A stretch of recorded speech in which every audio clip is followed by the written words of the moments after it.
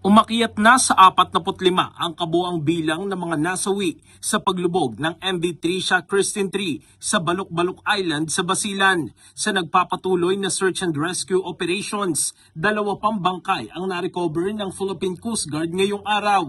Dinala na ang mga labi sa Zamboanga City kung saan isa sa ilalim ang mga ito sa retrieval at identification procedure upang matukoy ang kanilang pagkakakilanlan at maipaalam sa kanilang pamilya. Nananatili naman sa 316 ang bilang ng mga survivor. Samantala, kinumpirma ng PCG na natagpuan na nila ang lokasyon na lumubog na barko.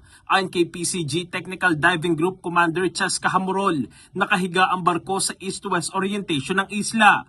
Gagamit na sila ng multi-beam echo sounder upang makakuha ng mas malinaw na imahe ng lumubog na barko.